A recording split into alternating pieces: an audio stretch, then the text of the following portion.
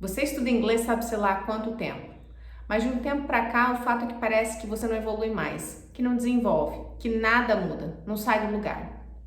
Eu vou te explicar hoje o que é o platô do nível intermediário e por que ele acontece. Meu nome é Andresa Gaudioli, professora fascinada em ajudar profissionais como você a sair do nível intermediário e conquistar o inglês que a carreira exige. Eu não sei qual foi a sua experiência com o inglês até aqui, mas é muito provável que você tenha contratado um curso numa escola, um professor particular.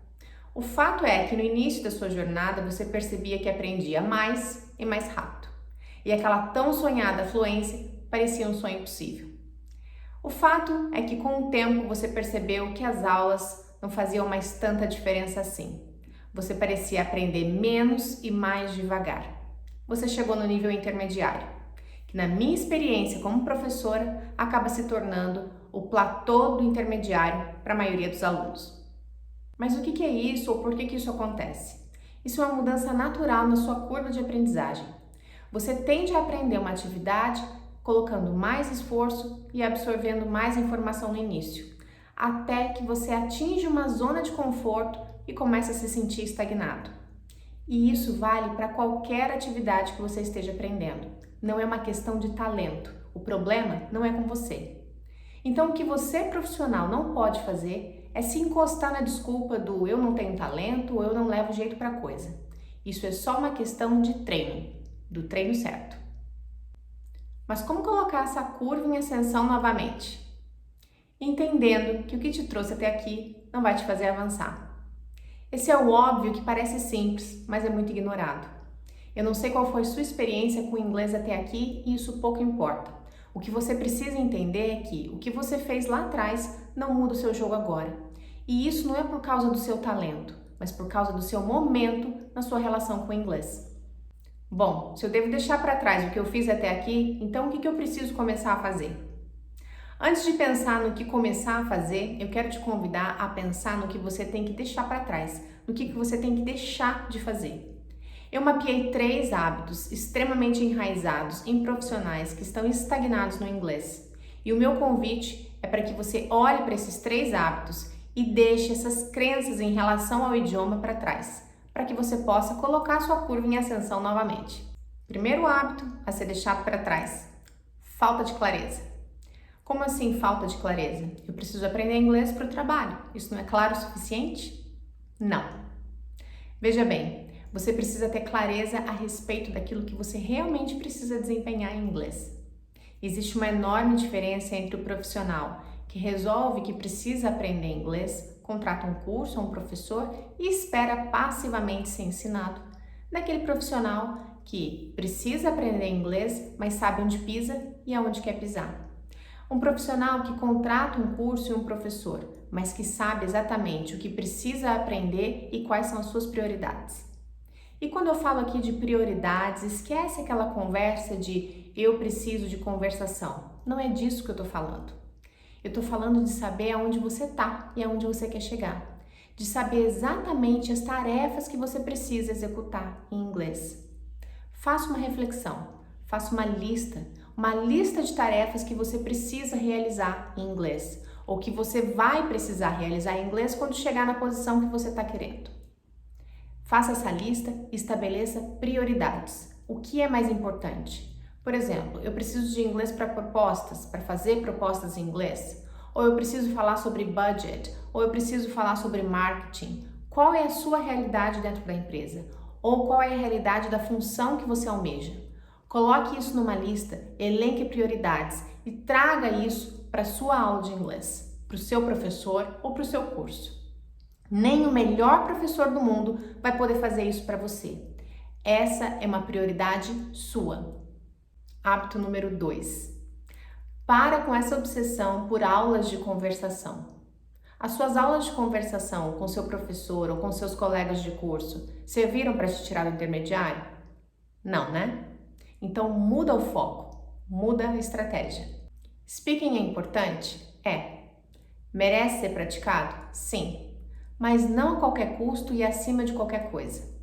Entenda isso de uma vez por todas, que speaking é muito mais do que prática.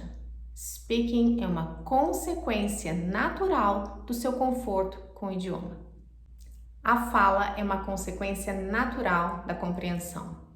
E aí você pode me dizer: "Ah, Andresa, esse papo funciona bem para criança." E eu vou te convidar a pensar na seguinte situação. Você provavelmente conhece alguém ou conhece alguém que conhece alguém que teve uma experiência fora do país, um intercâmbio, e passou a falar a língua depois que viveu essa experiência no exterior. Analisa comigo o que exatamente aconteceu aí. Essa pessoa que foi para o exterior simplesmente desembarcou no país e começou a falar inglês automaticamente? Não. Essa pessoa passou por um processo acelerado por conta da vivência em um outro país, de ser bombardeada por conteúdo, por informação, por input em inglês. A tal ponto que essa pessoa começou a se sentir cada vez mais confortável para produzir conteúdo em inglês. Então, esse não é um processo de prática para então conseguir produzir. Esse é um processo de receber língua de qualidade, ou seja, conteúdo falado por nativos, conteúdo de vida real, numa velocidade, numa dinâmica, em conexões das palavras, de forma natural, a tal ponto que você se sinta confortável com a língua e continuamente comece a desenvolver um processo de relacionamento com o idioma, de conforto com a língua, de confiança com a língua, e você começa a produzir cada vez com mais qualidade e com mais confiança na sua produção. Uma coisa que você não pode perder de vista é que o processo de comunicação é uma via de duas mãos. Então, de nada adianta ficar na sua bolha de speaking, praticando speaking exclusivamente e a qualquer custo, sendo que você não está se preparando para compreender a língua. Você precisa compreender, você precisa estar com os ouvidos afiados para compreender o idioma, para conseguir responder, para conseguir se comunicar, para conseguir interagir em inglês.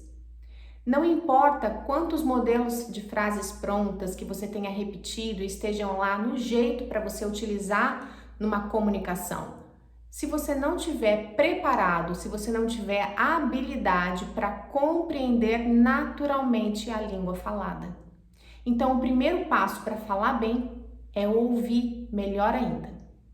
Tem uma frase que eu costumo falar para os meus alunos que é a seguinte: listen hard and speak simple. Então trabalhe, afie os ouvidos para entender o inglês da vida real de forma natural. E o seu speaking vai acompanhar esse movimento naturalmente. Terceiro hábito é o hábito de ignorar o fato de que a gramática não é um fim, mas um meio. Esse é um costume muito enraizado na nossa crença, no nosso relacionamento com a língua. Acreditar que a gente precisa estudar a gramática de forma estruturada, pré-definida. Então, uma vez que você tenha atingido o nível intermediário, a minha recomendação é que você não mais busque na gramática um conteúdo pré-definido que você precisa estudar, preenchendo lacunas, fazendo atividades, ou seja, sem uma aplicação prática. A gramática precisa estar alinhada às suas necessidades, àquilo que você precisa realizar em inglês. Eu tenho certeza que você já se deparou com uma ou algumas estruturas gramaticais que você tem estudado incansavelmente, feito várias atividades, preenchido várias lacunas e que hoje você simplesmente não usa, não se sente confortável para usar porque você não aplicou, porque aquilo não fez o menor sentido para o inglês que você precisa usar no seu dia a dia. Uma coisa que deve nortear o seu relacionamento com a gramática a partir de agora é entender que a gramática deve cumprir a função de corrigir ou de melhorar o uso do inglês que você faz, ou seja, corrigir ou melhorar suas produções em inglês. Eu costumo dizer que a gramática deve ser vista como um grande conjunto de ferramentas. E o nosso maior desafio a partir de agora é construir a nossa própria caixa de ferramentas. É identificar quais ferramentas vão melhorar, quais ferramentas vão corrigir, vão fazer os ajustes, corrigir os problemas que nós temos com a língua no nosso dia a dia. É claro que existem ferramentas mais básicas que todo mundo vai precisar usar, mas existem outras que fazem mais sentido para aquele inglês que a gente usa no dia a dia. Então são elas que merecem a maior parte da nossa energia. Então, coloque a sua energia e o seu tempo para identificar e explorar ferramentas gramaticais que vão trazer diferença para a sua produção, que vão te ajudar a corrigir e melhorar o uso que você faz da língua, o que faz sentido para você. Bom, é isso. Eu espero que você tenha entendido o que é o platô do intermediário e o que você, profissional, precisa fazer para sair desse platô do intermediário e melhorar o seu relacionamento com o inglês.